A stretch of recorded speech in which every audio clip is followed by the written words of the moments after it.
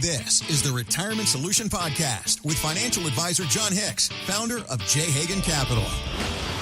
You've gotten to this point. You've worked, you've saved. So why the heck aren't you out there spending your money? No. Costco doesn't have all the sales this weekend. I didn't get the discount circular. I'm not talking about you. That's the only reason that my wife does not spend money in my home. I'm not talking about you. Discount circular. I'm not talking about you. Oh, you weren't talking about me? I'm talking about our dear YouTube and or podcast viewer / listener. Oh. That have come to this place to get some more information, get some education. Can I coin a new term? Insight and education.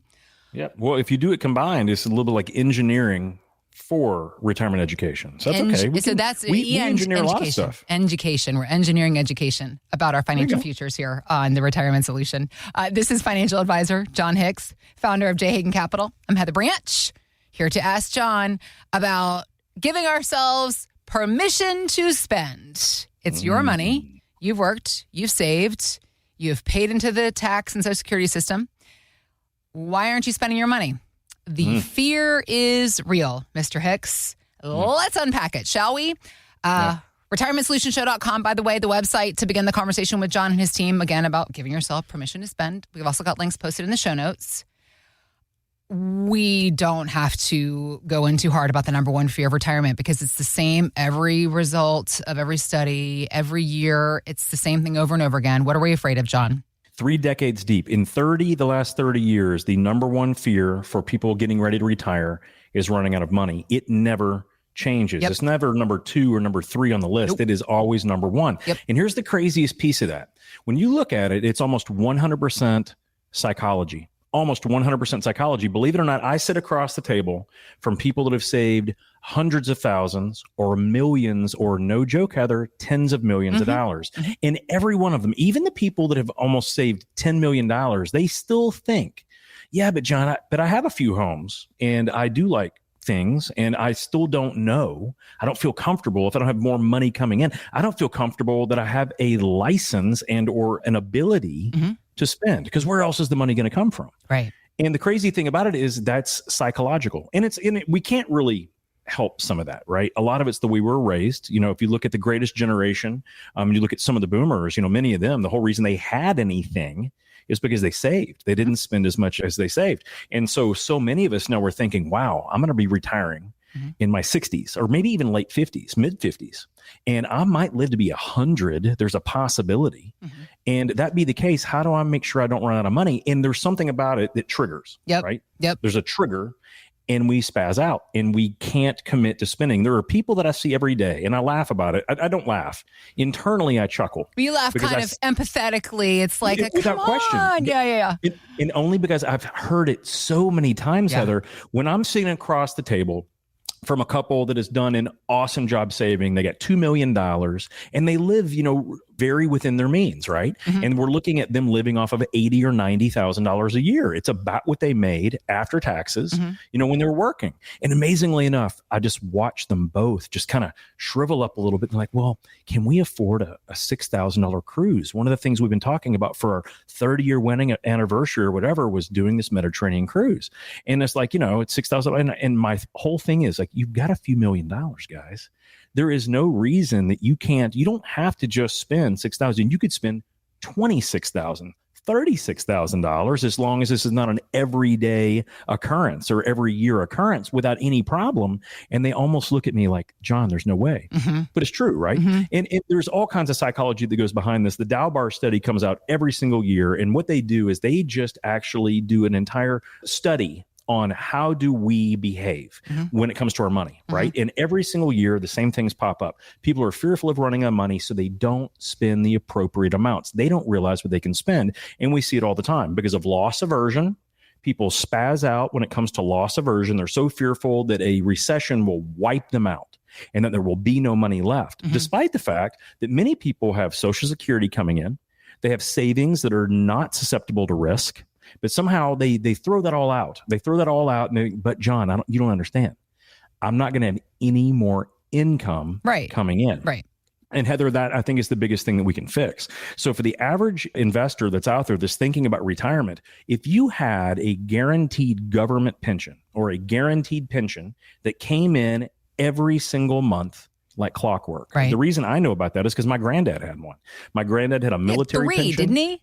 He had 3 pensions. Yeah. He had Social Security, kind of a pension, right. But Social Security. He had a military pension, and then he had a Department of Defense pension because he was in the in the Corps of Engineers. Yep. So he had 3 different pensions, and so every single month, no matter what, he had $10,000 that came in, whether he had any money in his checking account or if his checking account was over brimming. Didn't make any difference. Yep. So he could almost do no wrong. And here's the crazy thing. Now, that's a lot of money. Not everyone can have $10,000 a month, but imagine if you had $4,000, $5,000, $6,000, $7,000 on top of your Social Security, your other pensions, on top of if you ever did any part-time work. But let's assume you don't want to do any work. Yeah. If you had that coming every month, do you not feel that you would have a license to spend accordingly? I think most people would. Yeah. But instead of looking at their big old nest egg that they've saved, Heather, and looking at all this money, they're looking at it as, oh, whoa, that's my piggy bank. That is my emergency money. That is if I want to, be able to live in retirement. Guys, no. A portion of that should probably be turned into an income source. Some people want it guaranteed income sources. You can do that. It's like a personal pension or an annuity in some situations. Other people say, I want a stable income source. And that means you can use like CDs or treasury bills or things like that. Super safe, unbelievably consistent performing asset classes.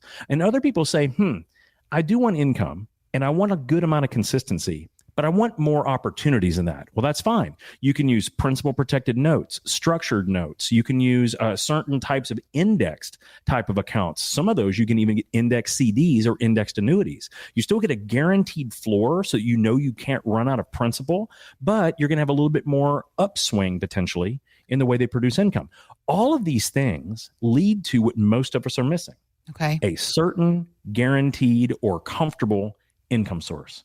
Because the one thing I know is that if you have money coming in each and every month, most people, they're comfortable with that. Right. They don't spaz out as much. Right. And it helps to stifle that psychology we all experience when we're thinking, oh my gosh, but I'm not going to have more money coming in. Yeah. What do I do? Yeah. It's an easy fix, believe it or not, Heather. Building an income plan. It's kind of ground zero when it comes to building a retirement plan. That's a first place to begin. If you have questions about how to do that at J. Hagan Capital, they can help you understand your questions, understand the options. Visit us at retirementsolutionshow.com or click on the links we got posted in the show notes. The interesting conversation, and we've had this one before, that's evolving out of this fear of spending is this problem. We call it a problem, air quotes, because what's happening is for a lot of people, they're ending up in their older age or end stage. They leave this planet with more money than they ever had because they didn't spend it. It's this I see it all the weird time. Shift that's happening.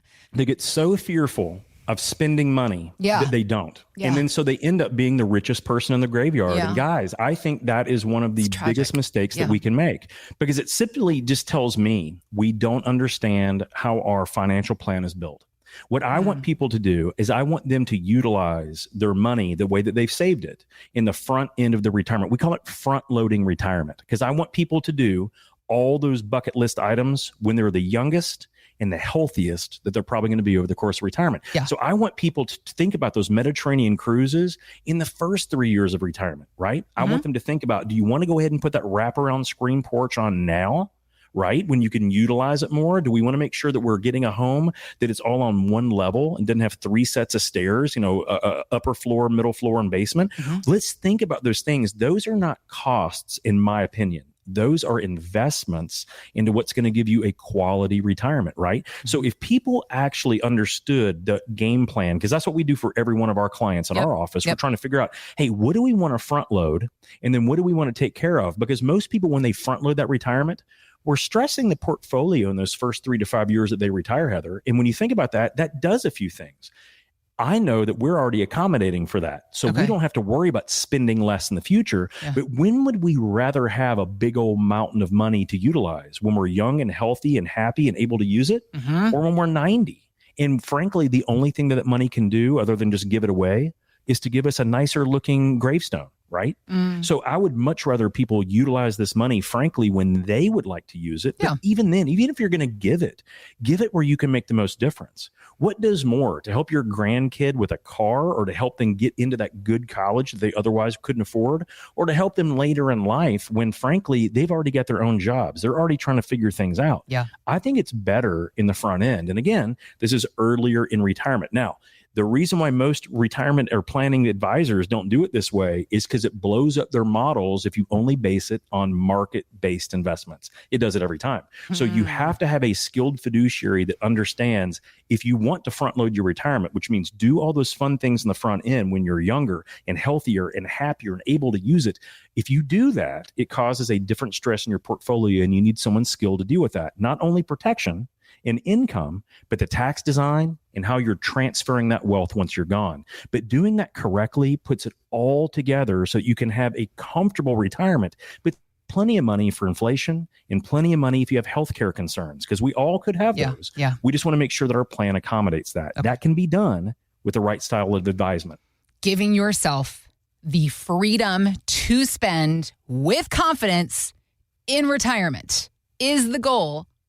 I have to say, pretty confidently, literally of every single person at J. Hagan Capital, if I do say something, especially that of one Jon Hicks. You have worked so hard to get to this point. You have done the hard work. You have saved. You have sacrificed. Now it's time for that money to work for you and let you do the things that you want to do. So let's start the conversation. RetirementSolutionShow.com is where to go to begin that conversation with Jon and his team. We also have links posted in the show notes. Are you front loading your retirement? Have you ever even heard that expression? Do you know how to do it? If you're working with an advisor, have they ever brought it up? Or if you're DIYing, have you ever even put a Google on how to front load your retirement, creating the income streams that you need, all while adding layers of protection so that you do have the money that you're going to need when you are 80, 90, God willing, even 100 years old? This is part of the planning process they're ready to do with and for you at J. Hagan Capital. So let's start that conversation. RetirementSolutionShow.com. Thanks for listening to the Retirement Solution Podcast with Jon Hicks. Begin the conversation about your savings plan with Jon and the team at J. Hagan Capital by visiting retirementsolutionradio.com. Be sure to listen to Jon's radio show, The Retirement Solution, Saturdays at 8 a.m. and Sundays at 9 a.m. on News Radio 840 WHAS. J. Hagan Capital Incorporated is not licensed in all 50 states. To find out if J. Hagan Capital Incorporated is licensed in your state, please call 502-690-5635. J. Hagan Capital Incorporated is not affiliated with nor endorsed by the Social Security Administration or any other government agency and does not provide legal or tax advice. By contacting us, you may be provided with information about insurance and annuity products offered through J. Hagan Capital, LLC, NPN number 1882794.